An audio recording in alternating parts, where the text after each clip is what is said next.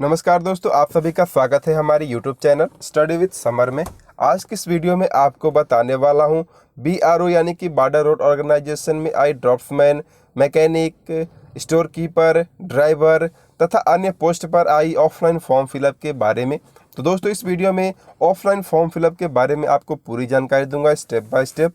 यदि दोस्तों आप वीडियो पूरा देखेंगे तो आप मिस्टेक फ्री इस एप्लीकेशन फॉर्म को फिल कर सकते हैं। तो दोस्तों, किसी भी गवर्नमेंट जॉब की जानकारी पाने के लिए हमारे चैनल को सब्सक्राइब कीजिए और सब्सक्राइब करने के बाद बेल आइकन को प्रेस करके ऑल पे क्लिक कर दीजिएगा ताकि हमारे सभी वीडियो के नोटिफिकेशन सबसे पहले आप तक पहुंचे।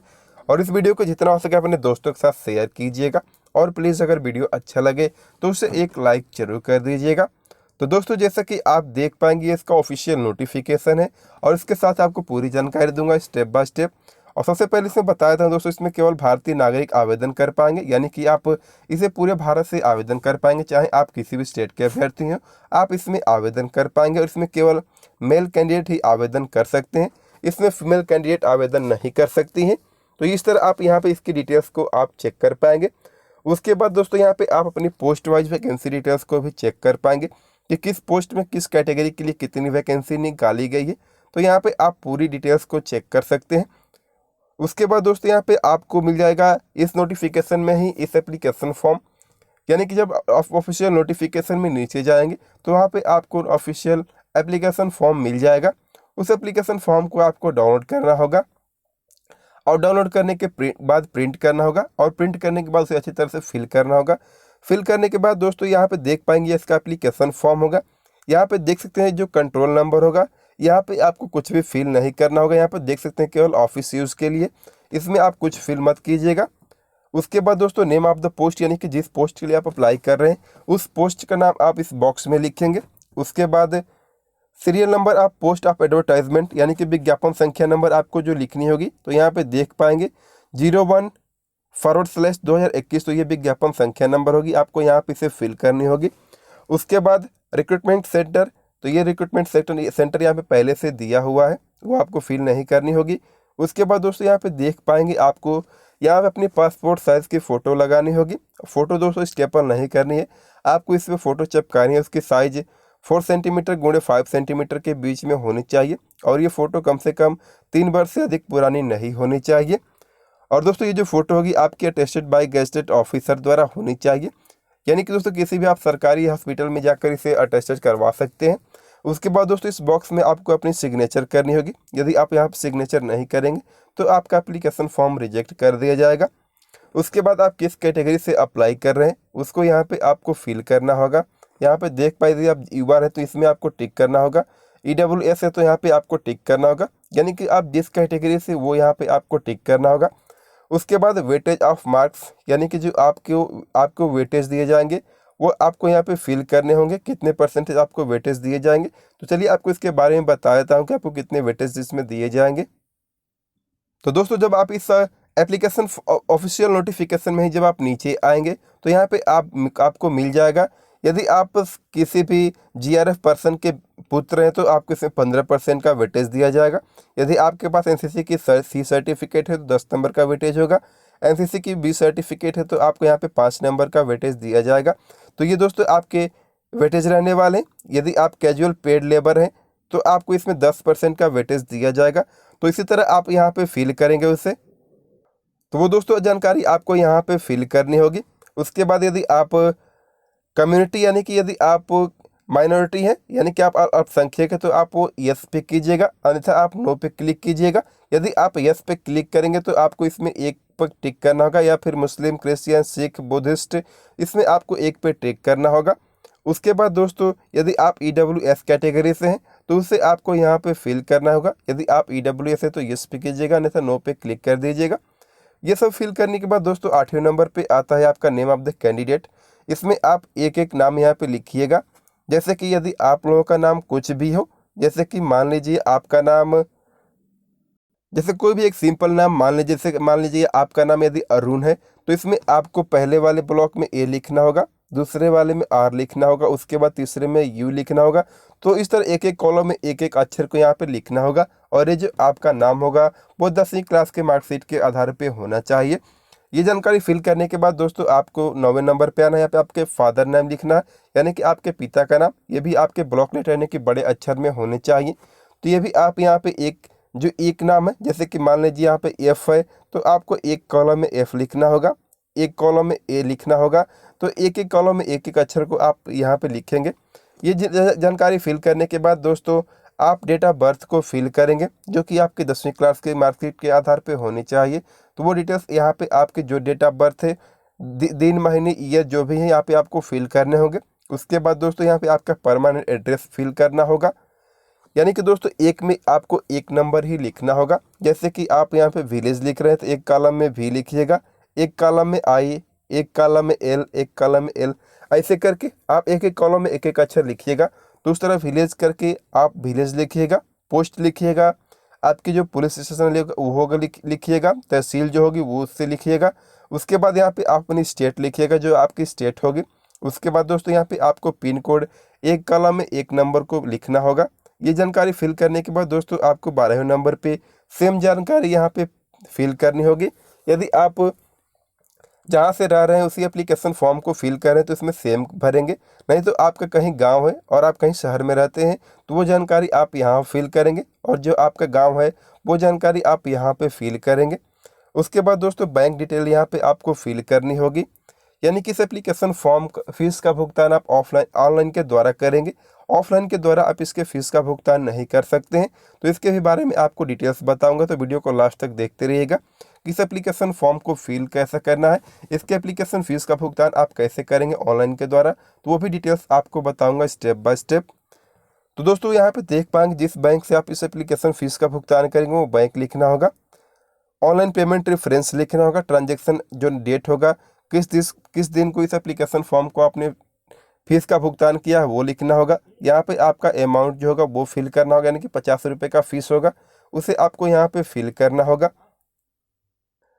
उसके बाद दोस्तों यदि आपके पास कोई स्पेशल कैटेगरी जैसे कि एक्स सर्विसमैन तो यस या नो पे क्लिक कीजिएगा। यदि आप जीआरएफ व्यक्ति के पुत्र हो तो यस या नो पे इस पर क्लिक कीजिएगा। तो इस तरह यदि आपके पास बी सर्टिफिकेट है एनसीसी का तो यस या नो पे क्लिक कीजिएगा। यदि सी सर्टिफिकेट है तो यस अन्यथा नो पे क्लिक कर दीजिएगा। तो इस तरह आप यदि आप स्पोर्ट्स पर्सन है तो यस पे क्लिक कीजिएगा, अन्यथा नो पे क्लिक कर दीजिएगा। और दोस्तों यदि आप स्टेट लेवल के खिलाड़ी हैं तो इसमें आपको 1 लिखना होगा, डिस्ट्रिक्ट लेवल के हैं तो इसमें 2 लिखना होगा, यदि आप यूनिवर्सिटी लेवल के प्लेयर हैं तो इसमें आपको 3 लिखना होगा। तो इस तरह आप ये जानकारी फिल कर सकते हैं। उसके बाद दोस्तों आपका आता है यहाँ पे क्वालिफिकेशन डिटेल्स। तो इसमें आपकी जो क्वालिफिकेशन मांगी गई है जिस पोस्ट के हिसाब से, तो यहाँ पे नेम ऑफ द एग्ज़ाम लिखेंगे, यानी कि 10वीं क्लास लिखेंगे। पासिंग ऑफ ईयर किस ईयर में आपने पास किए वो लिखेंगे, किस बोर्ड से यदि आपने पास किए वो यहाँ पे फिल करना होगा, आपके सब्जेक्ट कौन कौन से हैं वो डिटेल्स यहाँ पे फिल करना होगा, कितने मार्क्स के आपके एग्ज़ाम होंगे थे वो फिल करना होगा। और उसमें आपको जैसे मान लीजिए 600 नंबर का एग्ज़ाम होता है 10वीं क्लास में, उसमें आपको कितने मिले तो यहाँ पे आपको 400 नंबर लिखना है। उसके बाद यहाँ पे आपको परसेंटेज लिख देनी है, कितनी परसेंटेज मिली है। उसी तरह सेम जानकारी यहाँ पे आपको 12वीं क्लास की देनी होगी, तो वो भी डिटेल्स यहाँ पे 10वीं क्लास के आधार पे यहाँ पे सेम फिल कर सकते हैं। उसके बाद दोस्तों यहाँ पे यदि आपके टेक्निकल एजुकेशन की सर्टिफिकेट यहाँ पे फिल करेंगे। यदि आपके पास आप जिस पोस्ट के लिए आवेदन कर रहे हैं उस पोस्ट में यदि कोई टेक्निकल एजुकेशन का क्वालिफिकेशन है तो आप वहाँ पे फिल करेंगे, जैसे कि नेमा एग्ज़ाम, यानी आपके पास टेक्निकल एजुकेशन क्या है वो फिल करेंगे, जिस ईयर में आपने पास की है वो यहाँ पे फिल करेंगे, किस यूनिवर्सिटी या बोर्ड से पास की है वो फिल करेंगे, कितने नंबर का एग्ज़ाम हुआ था, कितने नंबर आपने पाए हैं वो यहाँ पे फिल करना होगा। उसके बाद कितने मार्क्स हैं आपके वो डिटेल्स यहाँ पे फिल करनी होगी आपको। उसके बाद दोस्तों ड्राइविंग के लिए यदि आप जो आवेदन कर रहे हैं ड्राइविंग के लिए, ड्राइवर के लिए, वो डिटेल्स यहाँ पे फिल कर पाएंगे, जैसे कि LMV आपका इशू कब हुआ था, अथॉरिटी कौन था इशू करने वाला, वो सब डिटेल्स यहाँ पे फिल करेंगे। HMV आपका कब किस डेट में हुआ, इशू अथॉरिटी कौन था, तो वो डिटेल्स सब कुछ यहाँ पे फिल करना होगा यदि आप ड्राइवर पोस्ट के लिए आवेदन कर रहे हैं तो। उसके बाद दोस्तों यहाँ पे आपका आता है टोटल एक्सपीरियंस इन मंथ, आपको लिखना होगा कि किस सेक्टर में आपके पास एक्सपीरियंस है वो यहाँ पे आप फिल करेंगे, कहाँ से आपने एक्सपीरियंस लिया वो फिल करेंगे। उसके बाद कब से लेकर कब तक आपने इसमें एक्सपीरियंस लिया वो डिटेल्स, यानी कि ड्यूटी आपसे कब से लेकर कब तक की है वो डिटेल्स यहाँ पे फिल करेंगे। आपने किस पोस्ट पे सॉरी दोस्तों, आपने किस पोस्ट पे इसमें जॉब की है वो यहाँ पे फिल करना होगा। उसके बाद आपकी सैलरी कितनी थी वो यहाँ पे फिल करनी होगी। आपकी जॉब परमानेंट या टेम्परेरी थी वो यहाँ पे आपको फिल करनी होगी। ओनली फॉर बीआरओ लेबर के लिए दोस्तों होगा वो यहाँ पे फिल करेंगे अपनी डिटेल्स। तो ये सब जानकारी आपको यहाँ पे फिल कर देनी है। और दोस्तों यदि आप किसी भी एग्ज़ाम की तैयारी के लिए बेस्ट बुक परचेज करना चाहते हैं तो आपको बेस्ट बुक का लिंक वीडियो के डिस्क्रिप्शन में मिल जाएगा, आप जाकर वहाँ से बुक को परचेज कर सकते हैं। उसके बाद दोस्तों जब आप नीचे आएंगे तो यहाँ पे डिक्लेरेशन आपको दिया जाएगा। डिक्लेरेशन में आप यहाँ पे डिटेल्स चेक कर सकते हैं। दोस्तों यहाँ पे आपको अपनी प्लेस लिखनी होगी, यानी कि आप कहाँ से एप्लीकेशन फॉर्म को फिल कर रहे हैं, किस डेट को फिल कर रहे हैं, यानी कि जिस डेट को इस एप्लीकेशन फॉर्म को आप फिल कर रहे हैं वो डेट आपको यहाँ पे लिखना होगा। उसके बाद यहाँ पे लेफ्ट हैंड का थंब इंप्रेशन आपको लगाना होगा। उसके बाद यहाँ पे आपको अपनी करनी होगी सिग्नेचर। यदि आप सिग्नेचर इसमें नहीं करते हैं तो आपका फॉर्म रिजेक्ट कर दिया जाएगा। तो यहाँ पे साफ साफ यहाँ पे दोस्तों आप देख पाएंगे यहाँ पे आपको अपनी सिग्नेचर करनी अनिवार्य होगी। तो इस तरह आपका एप्लीकेशन फॉर्म इस फॉर्म फिलअप का कंप्लीट हो जाएगा। उसके बाद दोस्तों आप नीचे आएंगे तो ये आपका page number for admit card का ऑप्शन यहाँ पे मिल जाएगा। तो यहाँ पे भी दोस्तों आपको डिटेल्स यहाँ पे, यानी कि आपका इसमें भी फ़ोटो सेम होगी जो मैंने आपको पहले बताया। यहाँ पे भी आपको फ़ोटो लगानी होगी और ये भी फ़ोटो आपकी कम से कम 3 महीने से अधिक पुरानी नहीं होनी चाहिए। इससे आपको इस फ़ोटो को सेल्फ अटेस्टेड नहीं करवानी है। जो आप एप्लीकेशन फॉर्म फिल करेंगे पहले जो मैंने आपको बताया उसी को केवल सेल्फ गेस्टेड ऑफिसर द्वारा अटेस्टेड करवानी है। इस फ़ोटो को आपको अटेस्टेड नहीं करवानी है, इसमें आपको केवल फ़ोटो चस्पा करनी होगी। यहाँ पर आपको कुछ भी नहीं लिखना होगा। उसके बाद दोस्तों यहाँ पे आप अपना नेम लिखेंगे, अपने पिता का नाम लिखेंगे और इसके बाद जो आपका एड्रेस होगा वो एड्रेस आप यहाँ पे फिल करेंगे, यानी कि जो आपकी विलेज होगी, तहसील, स्टेट, वो सब, पोस्ट, डिस्ट्रिक्ट, पिन कोड, ये सब जानकारी आप यहाँ पे फिल करेंगे। At the time of submission of application form, यानी कि एप्लीकेशन फॉर्म भरने के समय आप यहाँ पे अपनी सिग्नेचर करेंगे। उसके बाद यहाँ पे लेफ्ट थंब इम्प्रेशन का लेफ्ट देंगे, यानी कि यहाँ पे आपको अपना अंगूठा लगाना होगा। उसके बाद दोस्तों यहाँ पे देख पाएंगे टाइम ऑफ फिजिकल टेस्ट, तो इसमें आपको कुछ भी नहीं करना होगा। यहाँ पे आपको कुछ भी सिग्नेचर कुछ भी नहीं करना है, ना ही यहाँ पे आपको थंब इम्प्रेशन लगाना है, क्योंकि दोस्तों जब आप फिजिकल के लिए जाएंगे तब आपका यहाँ पे सिग्नेचर होगा, यहाँ पे आपका लेफ्ट थंब होगा। प्रैक्टिकल टेस्ट के लिए जब आप जाएंगे तो आपका यहाँ पे फिल होगा। रिटन टेस्ट के लिए जब आप जाएंगे तो यहाँ पे आपका होगा, यानी कि ये सब जानकारी आपको फिल नहीं करनी है। एप्लीकेशन फॉर्म भरते समय आपको केवल इसी कॉलम में अपनी सिग्नेचर और यहाँ पे आपको लेफ्ट थंब इम्प्रेशन देनी होगी। नीचे आप मत दीजिएगा, नीचे आप पहले से सिग्नेचर कर देंगे तो आपका फॉर्म रिजेक्ट कर दिया जाएगा। और दोस्तों इस एप्लीकेशन फॉर्म को आप चाहें तो हिंदी या फिर इंग्लिश में फिल कर सकते हैं। तो यहाँ पे आप डिटेल्स चेक कर पाएंगे और साथ ही दोस्तों यहाँ पे देख पाएंगे no candidate will send more than 1 post application form the same post, यानी कि दोस्तों सेम पोस्ट के लिए आप एक से अधिक आवेदन नहीं कर सकते हैं। एक पोस्ट के लिए एक आवेदन ही इसमें आपको करना होगा। यदि आप एक पोस्ट के लिए 2 आवेदन करते हैं तो आपका आवेदन रद्द कर दिया जाएगा। यदि आप दूसरे पोस्ट के लिए आवेदन करना, यानी कि 2 से अधिक पोस्ट, 1 से अधिक पोस्ट के लिए आवेदन करना चाहते हैं तो आप उसमें आवेदन कर सकते हैं। लेकिन दोस्तों यदि आप एक पोस्ट के लिए एक आवेदन करेंगे, यदि आप दूसरे पोस्ट के लिए आवेदन करना चाहते हैं तो उसके लिए आपको अलग से फॉर्म फिल करनी होगी, उसके लिए अलग से आपको फीस का भुगतान करना होगा। यानी कि जो पहली पोस्ट के लिए आप आवेदन कर रहे हैं सेम उसी की तरह आपको इसमें भी प्रोसेस देना होगा, यानी कि दूसरे पोस्ट के लिए आपको दूसरे एप्लीकेशन फॉर्म फिल करने होंगे। एक पोस्ट एक एप्लीकेशन फॉर्म फिल कर सकते हैं। अधिक जानकारी, यानी कि अधिक पोस्ट फिल मत कीजिएगा, नहीं तो आपका फॉर्म रिजेक्ट कर दिया जाएगा। एक पोस्ट के लिए केवल एक ही एप्लीकेशन फॉर्म फिल कर सकते हैं, दूसरे पोस्ट के लिए आपको दूसरा एप्लीकेशन फॉर्म फिल करना होगा। तो यहाँ पे पूरी जानकारी आप देख पाएंगे। Candidate applying to more than 1 post should be send separate application with separate fees. तो इस तरह आप डिटेल्स यहाँ पे चेक कर पाएंगे। उसके बाद दोस्तों इस एप्लीकेशन फॉर्म को फिल करने के बाद आपको जो अपने एप्लीकेशन फॉर्म के साथ जो डॉक्यूमेंट लगाने होंगे उसके बारे में अगर हम बात कर लें तो यहाँ पे आप देख पाएंगे copy of certificate of proof of residence, यानी कि आपके निवास का प्रमाण पत्र होना चाहिए। क्वालिफिकेशन डिटेल्स, क्वालिफिकेशन सर्टिफिकेट होना चाहिए जो कि आपका बर्थ सर्टिफिकेट, यानी कि 10वीं क्लास का मार्कशीट होना चाहिए। यदि आप SC ST OBC से हैं तो आपका कास्ट सर्टिफिकेट यहाँ पे अप्लाई करना होगा। उसके बाद दोस्तों ये सब आपके डॉक्यूमेंट्स रहने वाले हैं। ये डॉक्यूमेंट्स आप दोस्तों सेल्फ अटेस्टेड या फिर गेजेटेड ऑफिसर द्वारा सेल्फ अटेस्टेड करा सकते हैं, या फिर किसी गेजेटेड ऑफिसर के द्वारा भी सेल्फ अटेस्टेड इसमें करा पाएंगे।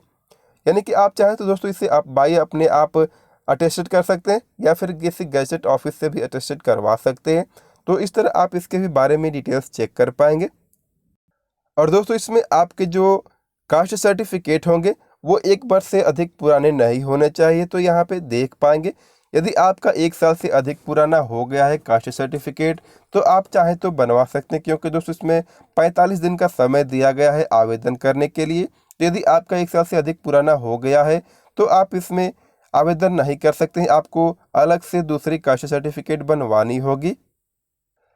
वही दोस्तों अगर हम बात करें सेल्फ अटेस्टेड के बारे में तो आपके लिए ज़्यादा अच्छा रहेगा कि इस एप्लीकेशन फॉर्म को आप सेल्फ अटेस्टेड मत कीजिएगा, किसी गैजेट ऑफिसर से जाकर इस एप्लीकेशन फॉर्म को अटेस्टेड करवा लीजिएगा, सेल्फ अटेस्टेड मत कीजिएगा। नहीं दोस्तों सेल्फ अटेस्टेड कर सकते हैं, लेकिन आपसे रिक्वेस्ट है कि आप किसी गैजेट ऑफिसर से ही जाकर इस फॉर्म को अटेस्टेड करवाइएगा। उसके बाद दोस्तों एप्लीकेशन फॉर्म अच्छी तरह से फिल करने के बाद सभी डॉक्यूमेंट्स कॉपी की जेरॉक्स कॉपी करने के बाद उसे अटेस्टेड करने के बाद आपको एक लिफाफा लेना होगा। लिफाफे के ऊपर दोस्तों आप देख पाएंगे application for the post of, किस पोस्ट के लिए आप आवेदन करें यहाँ पे आपको लिखना होगा। उसके बाद किस कैटेगरी से बिलोंग करते हैं वो आपको यहाँ पे टिक करना होगा। उसके बाद वेटेज परसेंटेज यहाँ पे आपको लिखना होगा, जो कि आपका वेटेज का परसेंटेज होगा। तो ये सब आपको लिफाफे के ऊपर लिखना होगा। तो इस तरह डिटेल्स आप इसका चेक कर पाएंगे। तो दोस्तों ये सब करने के बाद आप इस एप्लीकेशन फॉर्म को देख पाएंगे commandant GREF centre Dighi camp Pune pin code इतने पर आपको इस एप्लीकेशन फॉर्म को 45 दिन के अंदर भेज देना है। यदि आप इस एड्रेस से इस स्टेट से बिलोंग करते हैं तो आपको इसमें 60 दिन का समय दिया जाएगा। यदि आप इस स्टेट के अभ्यर्थी नहीं हैं तो आपको इसमें 45 दिन का समय दिया जाएगा। तो दोस्तों इस एप्लीकेशन फॉर्म को भेजने से पहले आपको इसके एप्लीकेशन फ़ीस का भुगतान करना होगा। तो दोस्तों एप्लीकेशन फ़ीस का भुगतान करने के बाद यहाँ पे देख पाएंगे ये आपका एक URL है। इस URL को आपको कॉपी करनी होगी, यानी कि दोस्तों इस URL पर आप ज़्यादा देर तक टैप करेंगे जो कि ऑफिशियल नोटिफिकेशन में आपको मिल जाएगा। इस URL पे आप ज़्यादा देर तक टैप करेंगे तो आपको ये पूरा URL कॉपी कर लेना है। कॉपी करने के बाद आप किसी भी अपने मोबाइल के ब्राउज़र में जाइएगा। तो चलिए मैं वहाँ पे आपको जाके दिखा देता हूँ। तो दोस्तों जब आप URL कॉपी करके किसी ब्राउज़र में जाकर उसे ओपन करेंगे तो आपके सामने कुछ इस तरह का इंटरफेस आएगा। उसके बाद इस बॉक्स पे आपको टिक करके यहाँ पे प्रोसीड पे क्लिक कर देना है। प्रोसीड पे जैसे ही आप क्लिक करेंगे आपके सामने कुछ इस तरह का इंटरफेस आएगा। इसमें आपको सेलेक्ट कैटेगरी पे चूज करके रिक्रूटमेंट फ़ीस पे आपको क्लिक करना होगा। रिक्रूटमेंट फ़ीस पे क्लिक करने के बाद दोस्तों आपको यहाँ पर अपना नाम लिखना होगा।